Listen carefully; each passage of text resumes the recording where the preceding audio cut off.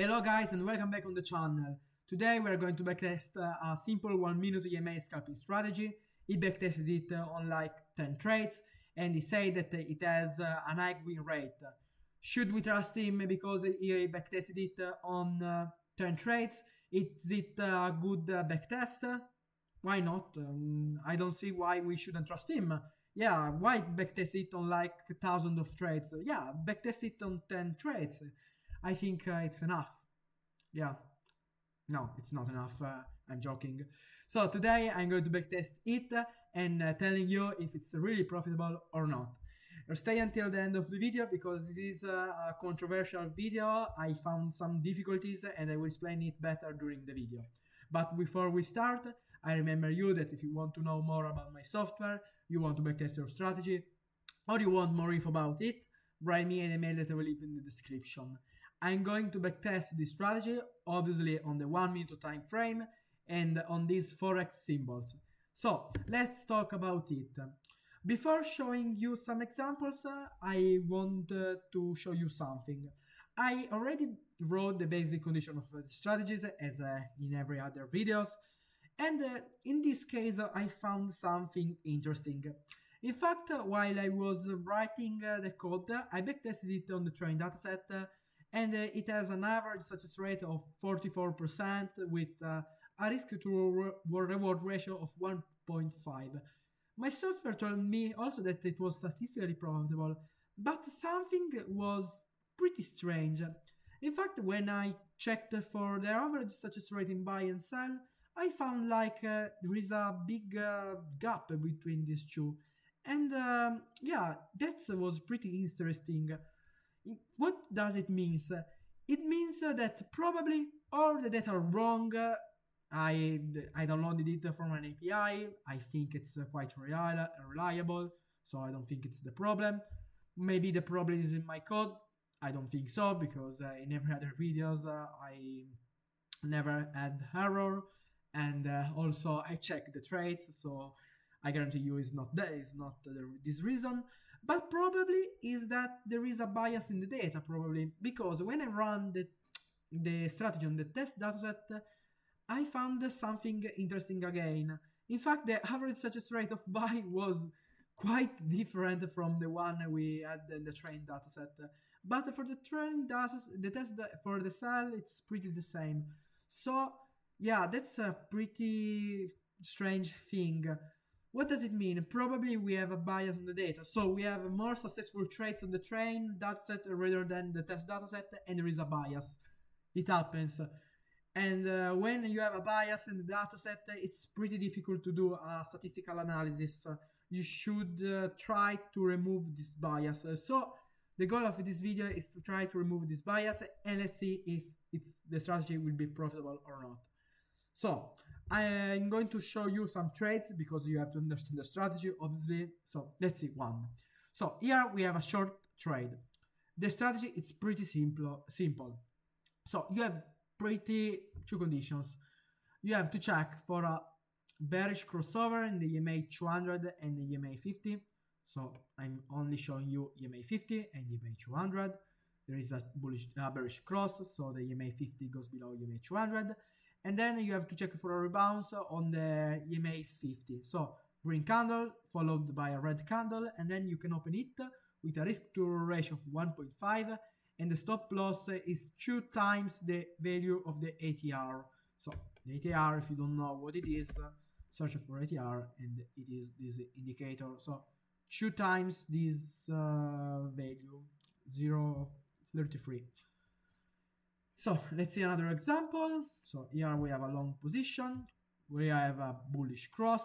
Red line goes above blue line. Then we have a rebound. So you can open a long position, risk to ratio of 1.5, stop loss 2 times ATR, and as you can see, another such as. Let's see a short trade again. Here we can see a short bearish cross, a rebound. You can open a short position, and again it was a such as. So I have already told you the basic result of the strategy, and as I said before, there is a bias in the data. It happens. So today I'm trying to removing it again. I told you that, but it will be very difficult.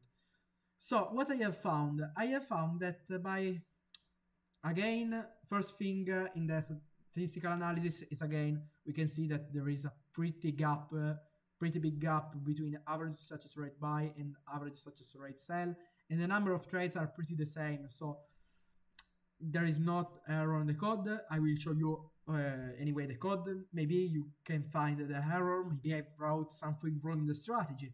It happens. I'm a human. I can make mistake. But today I'm going to improve it with RSI 14. So what I have found that if you have taken only long position with RSI 14 below 50, the new average success rate for buy would have been 46.7, so pretty equals to the average success rate before, slight improvement. And for sell, if you have taken for position only with RSI 14 above 50, so above 50, the new average success rate would have been 42, so better than before. I have already added these two conditions, and they are here. Here we can see the code. This is for short position. So here I'm checking for EMA 50 above EMA 200. Here for across in the EMA 15 200. Here for the rebounds. And here for the RSI. And this is the code of long position. So you can check it. I'm going to show you. These are the backtest order I generated with the stop loss times the TR. They open to the last close. And yeah, it's pretty that. So let's run again the strategy and let's see if we have removed the bias or not. Okay, as you can see, the average success rate is slightly better than before. The trend dataset, we have less trades. Bear in mind, for us, in my opinion, 1,000 and more trade are not enough to say if a strategy is really profitable or not. For my backtesting, I always use strategies with at least 5,000 of trades. 1,000 trades are not enough, and they can be biased. The data can be biased, so I would not use it in my opinion. But then do what you want. If you want to trust him, do that. Do trust him, but anyway, don't trust my strategies because I'm not a financial advisor. But I will say it at the end of the video. So let's see if we have removed the bias. Let's see, and yeah, not too much because as you can see, we have as average success rate 46 and for sell 42. So there is still a pretty big bias, but we have also seen that in the statistical analysis. Let's see instead how it performs on the test dataset. So let's run again and let's see if the confidence interval is respected. And I didn't mention that, but it's not statistically profitable, as you can see. And I choose the as alpha confidence interval 0.001. So it's the confidence interval will be bigger than the confidence interval in the last video due to the fact we have this bias. So I make it bigger. So let's see how it performs on the test dataset, and let's see if it's respected or not, the confidence interval. Okay, as you can see, the average success rate in the test dataset is pretty better than before. And also, let's see the average success rate for buy or sell. Okay, as you can see, now are pretty the same. So maybe we have removed some of the data, the trades that were biased. It's surely it's not a good trading strategy. The average success rate is still the confidence interval we calculated before.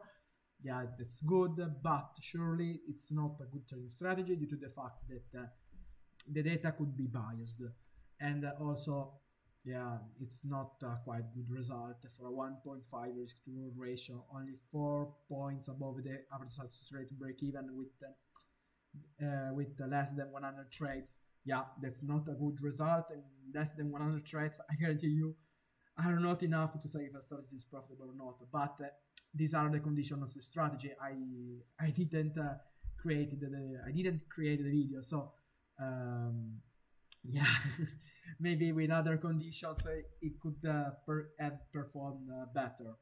But I remember you that these are not financial advices. I'm not a financial advisor, and I'm not responsible of any use of these strategies. This video was only for entertainment purpose. Pay attention, trading is very dangerous. But if you have enjoyed this video and this depth statistical analysis, I remind you to leave a like, leave a comment, subscribe, and see you in the next video. Bye!